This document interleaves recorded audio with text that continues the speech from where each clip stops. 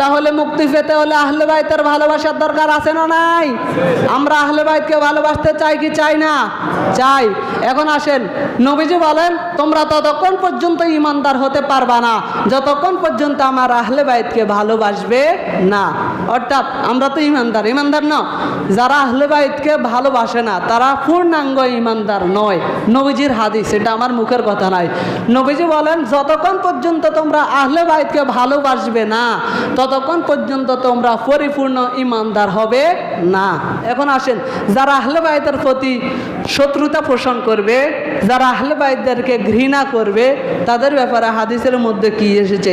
মুসনাদ আহমদ শরীফের মধ্যে আনা আবি সাঈদ আল খুদরি রাদিয়াল্লাহু তাআলা আনহু, হযরত আবি সাঈদ খুদরি রাদিয়াল্লাহু তাআলা আনহু হতে বর্ণিত, ক্বালা, তিনি বলেন, ক্বালা রাসূলুল্লাহ সাল্লাল্লাহু আলাইহি ওয়াসাল্লাম, আল্লাহর রাসূল সাল্লাল্লাহু আলাইহি ওয়াসাল্লাম বলেন, মান আবগাদনা আহলা বাইত, যে ব্যক্তি আমার আহলে বাইতকে ঘৃণা করবে, ফাহুয়া মুনাফিক, সে হচ্ছে মুনাফিক। নাউজুবিল্লাহ বলেন, সে কি?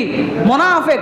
নবীজি বলেন মান আবগাদনা আহলে বাইত, যে ব্যক্তি আমার আহলে বাইতের সাথে ঘৃণা করবে, যে ব্যক্তি আমার আহলে বাইতকে ঘৃণা করবে, আহলে বাইতের সাথে শত্রুতা পোষণ করবে, ফাহুয়া মুনাফিক, সেই ব্যক্তি হচ্ছে মুনাফিক। কথা বলেন ঠিক কিনা? সেই ব্যক্তি কি? মুনাফিক। যে ব্যক্তি আহলে বাইতকে ঘৃণা করবে সেই ব্যক্তি মুনাফিক। এটা হচ্ছে মুসনাদে আহমদ শরীফের হাদিস।